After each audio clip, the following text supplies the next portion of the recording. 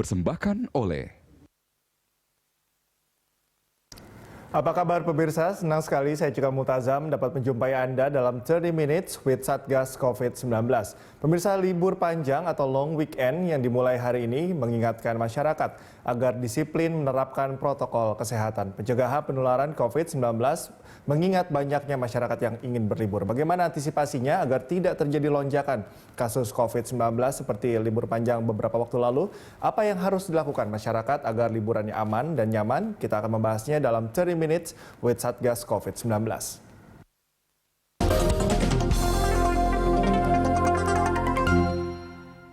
dipersembahkan oleh Ya, saat ini sudah bersama saya Ketua Bidang Perubahan Perilaku Satgas COVID-19, Sony B. Harmadi. Selamat siang, Pak Sony. Selamat siang, Mas Cikal. Apa kabar, Pak Sony? Sehat? Alhamdulillah. Alhamdulillah. Sehat. Pak Sony, ini di tengah pandemi seperti ini kita juga sebelumnya pernah mengalami yang namanya long weekend, dan seperti kita tahu bahwa kondisinya memang banyak sekali masyarakat yang berlibur dan terjadi pula peningkatan angka penyebaran, kemudian yang terpapar juga meningkat. Nah, sekarang kita dalam posisi yang sama, long weekend, banyak sekali masyarakat juga yang berlibur. Kita tahu perjalanan ke arah beberapa tempat pariwisata ini sangat ramai sekali, Pak Sony. Apa antisipasinya agar hal yang sama tidak terulang, Pak Sony?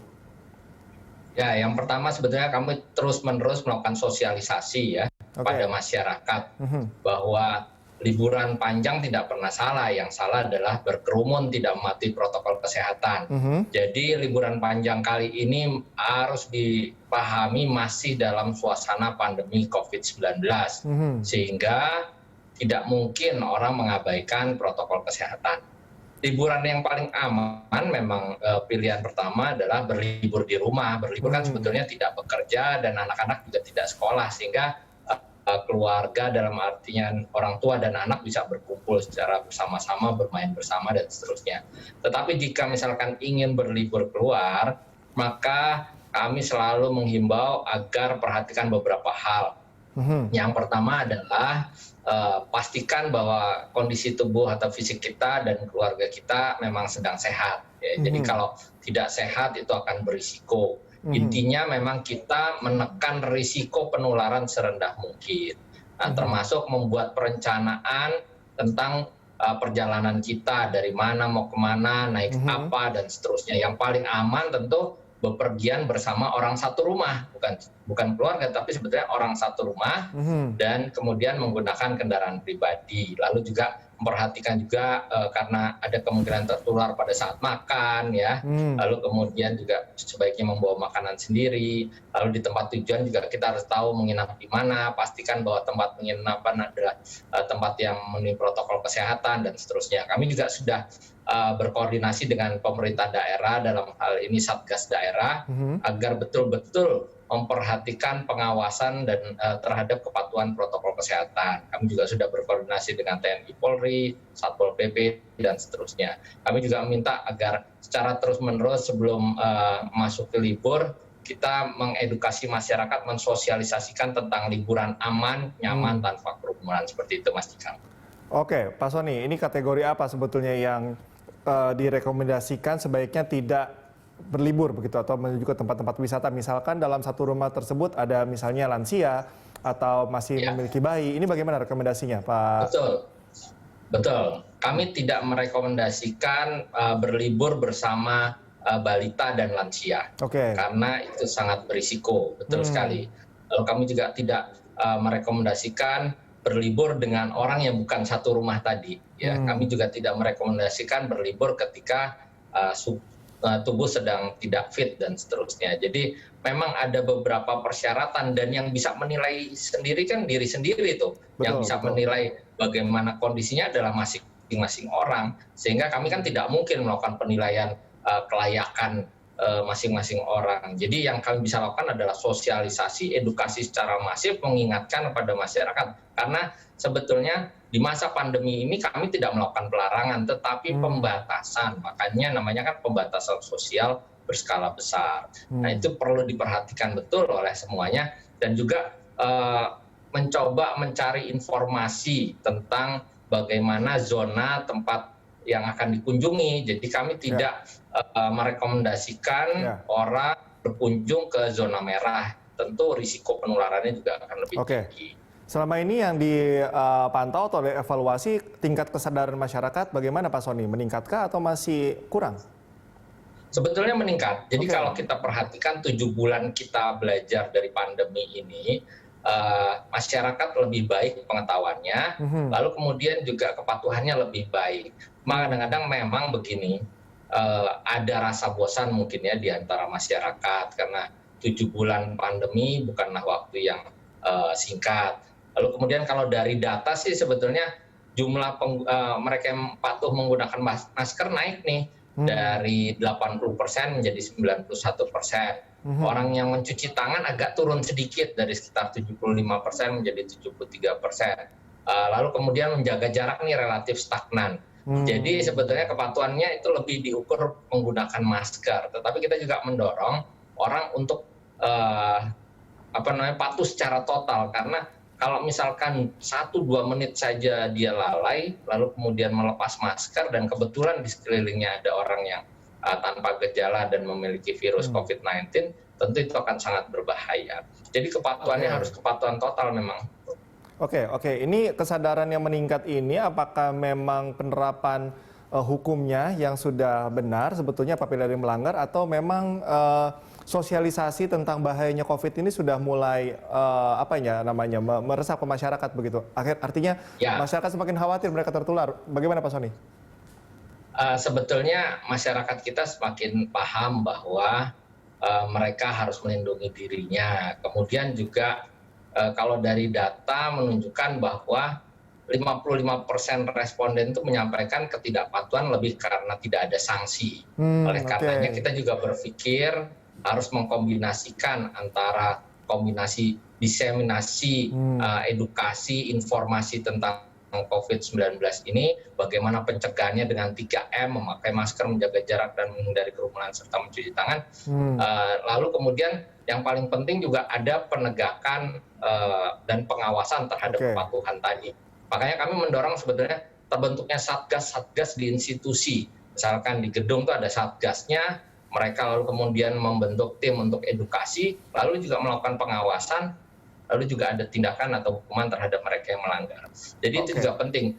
Lalu juga kemudian yang penting juga adalah keteladanan. Karena hampir 20% ketidakpatuhan itu karena tidak ada keteladanan dari pimpinan dan seterusnya. Oke. Keteladanan sangat penting ya. Nanti kita akan membahas lagi mengenai tingkat kedisiplinan masyarakat juga, terutama di libur panjang ini. Di segmen berikutnya Pak Sony dan pemirsa, 30 Minutes with Satgas COVID-19 akan kembali setelah yang satu ini. Pemirsa, kembali lagi dalam 30 Minutes with Satgas COVID-19 dan saya masih bersama Ketua Bidang Perubahan Perilaku Satgas COVID-19, Sony B. Harmadi. Pak Sony, saya butuh penjelasan Pak Sony mengenai ini menempatkan masyarakat sebagai garda terdepan dengan perubahan perilaku sebagai ujung tombaknya. Mungkin bisa dijelaskan lebih detail. Ya, betul Mas Cikal. Jadi begini, kita tuh punya sumber daya kesehatan yang terbatas. Dan tidak mungkin kita menyerahkan semuanya pada penanganan kesehatan. Melimpahkan semua masalah COVID-19 ini pada penanganan kesehatan, pada fasilitas kesehatan. Oleh karenanya, Satgas berkomitmen untuk mencegah terjadinya penularan, sehingga yang kita lakukan adalah upaya-upaya di hulu yang mencegah penularan melalui perubahan perilaku. Perilaku apa yang diharapkan? Perilaku patuh terhadap protokol kesehatan, memakai masker, menjaga jarak, dan menghindari kerumunan, serta mencuci tangan pakai sabun. Kita juga mensosialisasikan iman, aman, dan imun. Jadi dalam menguatkan diri kita, memproteksi diri yang terbaik, tentu dengan iman, kepercayaan, beribadah sesuai agama dan kepercayaan.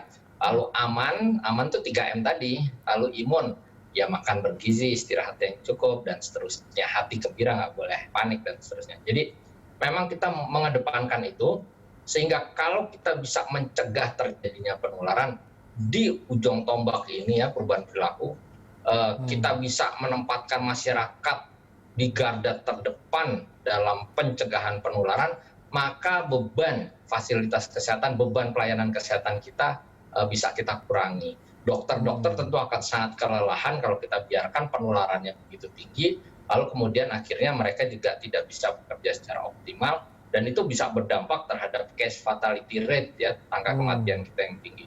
Jadi strategi kita betul sekali menempatkan masyarakat sebagai garda terdepan dengan perubahan perilaku sebagai ujung tombaknya.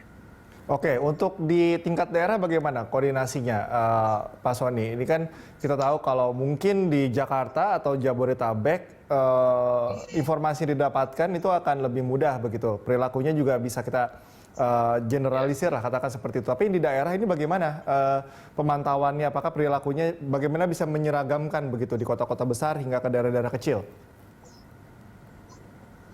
Sebenarnya waktu surveinya Litbangkes Kementerian Kesehatan bulan Juli lalu, justru Jakarta itu paling tinggi loh orangnya yang yakin tidak akan tertular COVID-19 sampai 30%, hampir sepertiga orang Jakarta seperti itu. Tapi begini, kami telah menyelesaikan pedoman perubahan perilaku, Mas Cikal.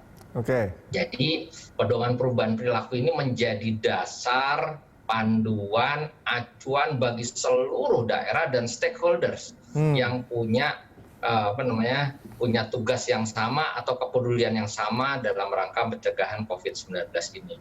Jadi di buku pedoman itu kita ingin ada pemahaman dan persepsi yang sama tentang apa itu COVID-19, bagaimana strategi untuk mengatasinya, lalu bagaimana peran daerah, bagaimana peran perguruan tinggi, dan seterusnya. Nah, di pedoman itu juga kami mencoba menyampaikan dalam bahasa yang sederhana dengan ilustrasi yang menarik, terus kemudian mudah dipahami. Mudah-mudahan bisa. Dan kami sudah sebarkan ke seluruh provinsi di Indonesia, Mas Cikal, sehingga harapannya provinsi tadi juga menyebarkan ke seluruh kabupaten kota. Kabupaten kota juga sudah kami berikan sebetulnya. Dan karena di Satgas daerah itu sudah ada bidang perubahan perilaku juga, mereka harusnya bergerak dengan strategi yang sama dari mulai nasional sampai ke level RW bahkan seperti itu. Oke, yang menjadi tantangan juga Pak Sony adalah komunikasi, karena media sosial ini sangat berpengaruh juga. Bagaimana masyarakat berperilaku tidak patuh karena melihat ada beberapa influencer katakan seperti itu di media sosial yang mengatakan bahwa tidak penting, COVID tidak berbahaya. Ini kan tantangan tersendiri juga dalam memulihkan perilaku gitu agar patuh terhadap protokol kesehatan. Ini bagaimana menangkal hal ini? Setuju. Jadi kami juga masuk melalui media sosial. Kami juga punya IG @Satgas Perubahan Perilaku, ya. Di situ juga menjadi media kami mendiseminasikan informasi, terus kemudian dengan cara yang menyenangkan dan seterusnya. Jadi memang media sosial itu sangat penting karena hasil surveinya BPS itu nomor 1, sehingga kami juga masuk ke sana. Ya, betul. Oke. Nah, ini kalau kita melihat persepsi individu tentang perubahan perilaku, ini masih ada 17% yang yakin dan atau sangat yakin dirinya tidak akan tertular COVID-19. Bagaimana ini sosialisasinya? Nah, ya, jadi di bidang perubahan perilaku ada 3 subbidang, ya. Subbidang edukasi itu kita masuk melalui satuan-satuan pendidikan. Ada 52 juta siswa di Indonesia yang coba kita pengaruhi termasuk keluarganya sehingga bisa meraih lebih dari 115 juta orang, ya. Terus subbidang sosialisasi itu kita masuk melalui petugas-petugas lapangan. Para petugas lapangan ini door to door ke rumah-rumah dengan target keluarga. Nah, ada satu lagi subbidang mitigasi itu memang untuk kelompok masyarakat yang paling sulit patuh, yang yakin bahwa ini hanya sekedar konspirasi, rekayasa, atau hoax saja. Sehingga yang mitigasi ini memang menyasar nih kelompok-kelompok yang sulit, biasanya di daerah padat penduduk dan seterusnya. Jadi kami sudah mencoba mengklasifikasikan target masyarakatnya, lalu kemudian menggunakan strategi yang berbeda untuk setiap kelompok masyarakat yang persepsinya berbeda tadi. Jadi kami ada target secara individual, kami ada target edukasi secara untuk keluarga, ada untuk institusi, ada untuk komunitas, dan juga ada untuk wilayah. Kira-kira begitu. Oke, kalau dari perubahan perilaku sendiri, apa sih Pak Sony yang paling sulit dirubah dari masyarakat, terutama di pandemi ini? Secara konseptual sebetulnya perubahan perilaku kan tidak bisa dilakukan dalam jangka pendek. karena orang melakukan perilakunya didasarkan pada values dan beliefs-nya mereka, nilai-nilai yang mereka anut. Bayangkan Mas Cikal, dari kecil kita udah terbiasa tersenyum menyapa orang gitu kan. Berjabat tangan itu udah ada di DNA kita tuh, kalau ketemu langsung jabat tangan kan, otomatis nggak ada. Otak kita udah langsung perintahkan kita jabat tangan. Tapi kondisi pandemi ini justru kita harus menjaga jarak, tidak bersentuhan, lalu orang juga tersenyum tidak terlihat karena menggunakan masker dan seterusnya. Jadi apa yang sudah terbiasa sehari-hari itu harus dirubah, tentu tantangannya tidak mudah. Tetapi kita juga bersyukur bahwa masyarakat kita mulai bisa nih mengejar, dalam artian mereka sudah mulai bisa beradaptasi dengan sangat baik. Jadi memang jelas masih ada yang belum patuh, tetapi adaptasi masyarakat kita ini luar biasa cepat karena dalam beberapa bulan saja sudah baik. Memang harus dilakukan secara bertahap ya, karena tidak bisa juga mendadak harus dirubah 100% gitu. Kita akan membahas lagi terkait hal ini, Pak Sony, di segmen berikutnya. Dan pemirsa jangan kemana-mana, kami akan kembali setelah yang satu ini. Pemirsa, masih bersama saya Cikal Multazam dalam 30 Minutes with Satgas COVID-19. Dan kita masih bersama dengan Ketua Bidang Perubahan Perilaku Satgas COVID-19, Pak Sony B. Harmadi. Pak Sony, ini terkait dengan buku pedoman perubahan perilaku. Ini mungkin sosialisasinya bagaimana? Sudah sampaikan di tingkat-tingkat daerah? Sudah, bahkan kami coba dorong juga sampai ke tingkat RW. Jadi kami kan sebetulnya juga menganjurkan agar terbentuk Satgas itu sampai ke tingkat RW. Dan buku pedoman tadi bisa digunakan bahkan sampai Satgas tingkat RW. Jadi buku pedoman itu memuat yang pertama pemahaman tentang COVID-19, lalu kemudian bagaimana cara mencegah penularan COVID-19, lalu para stakeholders terutama yang melakukan tugas di Satgas, juga mereka bisa membaca bagaimana strategi untuk mendukung atau mendorong percepatan perubahan perilaku di masyarakat. Jadi kita jelaskan bahwa kita harus satu bahasa, kita ingin menempatkan perubahan perilaku sebagai garda terdepan atau ujung tombak dalam mengatasi pandemi COVID-19 ini. Semakin cepat orang semua bisa patuh, semakin cepat kita bisa mengakhiri pandemi ini. Nah, di buku pedoman itu semuanya harusnya sudah jelas, dan kami juga berusaha hati-hati di dalam menyusun pedoman. Makanya kami melibatkan para pakar, ya, para dokter, ahli kesehatan masyarakat, psikolog, sosiolog, antropolog, ahli komunikasi, ahli kebijakan publik, bahkan ahli bahasa juga kami libatkan. Kami juga melibatkan Badan Bahasa Kementerian Pendidikan dan Kebudayaan.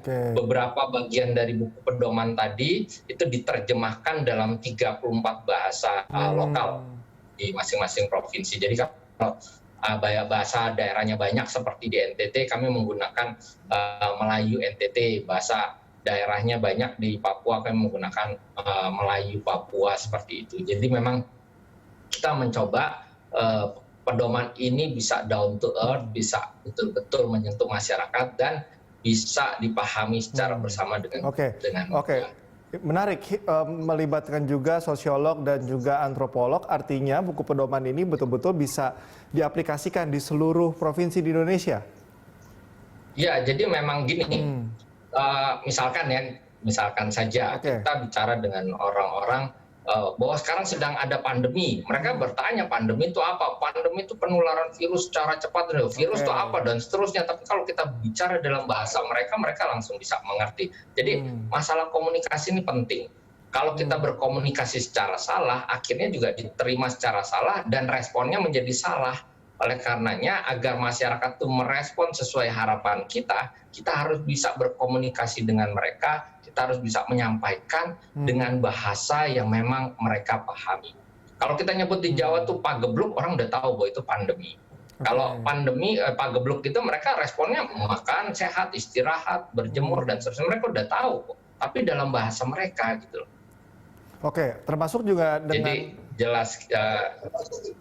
silakan Pak Sony. Ya, jadi intinya memang kita mencoba setiap masyarakat itu punya kebiasaannya sendiri, punya cerita masa lalunya. Kan kita juga belajar dari pengalaman flu Spanyol tahun 1918 ya. Ada 4 juta orang loh meninggal di Indonesia. Dan pada saat itu pendekatan budaya itu jauh lebih efektif ya. Jadi sebetulnya perubahan perilaku juga pendekatan budaya, terus menyampaikan pada masyarakat bagaimana cara mereka mencegah tertular dan seterusnya, itu jauh lebih efektif kalau daripada kita hanya sekedar mengandalkan pelayanan kesehatan, karena kasihan nggak mungkin itu dilakukan dalam situasi di mana penularan sangat tinggi. Jadi kita betul-betul harus mencegah penularan, itu yang paling penting. Ya, artinya ketika pendekatan sosial budaya itu lebih mengena ke masyarakat, pendekatan itu justru lebih efektif daripada penegakan hukum itu sendiri. Betul. Jadi pendekatan sosial budaya masyarakat itu kalau betul, jadi makanya kami libatkan antropolog, sosiolog itu betul-betul supaya kita bisa memahami bagaimana berkomunikasi dalam bahasa dan dalam budaya yang memang beragam di Indonesia. Iya, sangat disayangkan ya kalau misalnya memang masih ada masyarakat yang belum mematuhi, tapi karena masyarakat itu sendiri atau beberapa masyarakat itu tidak paham dengan bahayanya atau tidak paham apa definisi dari pandemi itu sendiri, Pak Sony. Iya, karena cara berkomunikasi kita salah. Orang pesan berantai aja, Mas Cikal tuh pesan berantai aja dari belakang sampai depan, apa yang disampaikan kan bisa berbeda. Jadi cara berkomunikasi itu sangat penting, dan pendekatan sosial budaya itu sangat penting kok dalam mengatasi masalah pandemi. Oke. Sebagai penutup, Pak Sony, apa pesan yang ingin disampaikan mungkin oleh Pak Sony kepada pemirsa Berita 1 TV bahwa jangan sampai karena ada pelonggaran, kemudian diiringi juga dengan ketidakpatuhan, kita kembali lagi ke pengetatan. Ini bagaimana, terutama dari perilaku masyarakat itu sendiri? Iya, jadi sebetulnya kalau kita sayang sama keluarga, ingin melindungi keluarga kita, juga ingin berpartisipasi di dalam mengakhiri pandemi ini, kita bisa berbuat kok untuk mengakhiri pandemi ini dengan cara mematuhi protokol kesehatan. Lalu kemudian kalau memang berlibur, tentu jauh lebih baik berlibur di rumah karena risiko penularannya bisa sangat rendah. Tetapi kalaupun berlibur, kita tidak melarang. Yang pasti jangan sampai liburan 4-5 hari karena abai terhadap protokol kesehatan, lalu harus dikarantina sampai 2 bulan. Wah, itu malah akan lebih menyiksa diri. Jadi perlu dipikirkan dengan matang-matang, dengan masak-masak. Kalau misalkan melakukan perjalanan cukup jauh menggunakan transportasi umum, itu risikonya lebih besar. Jadi kalau lebih panjang durasi perjalanannya lebih besar, karena mereka kan menggunakan fasilitas yang sama di transportasi umum itu, misalkan naik berjam-jam selama 8 jam, 10 jam, dan seterusnya, itu juga lebih berisiko. Jadi kurangi risiko serendah mungkin dengan mengantisipasi, membuat perencanaan yang baik, dan patuhi protokol kesehatan secara total tanpa terkecuali. Oke, baik Pak Sony, terima kasih atas kebersamaannya bersama kami. Tetap jaga kesehatan, Pak Sony. Terima kasih. Baik, pemirsa, demikian 30 Minutes with Satgas COVID-19. Tetap terapkan protokol kesehatan dengan selalu ingat pesan Ibu 3M, menggunakan masker, menjaga jarak, dan menghindari kerumunan, serta rutin mencuci tangan dengan sabun. Atas nama seluruh kerabat kerja yang bertugas, saya Cika Mutazam undur diri. Sampai jumpa.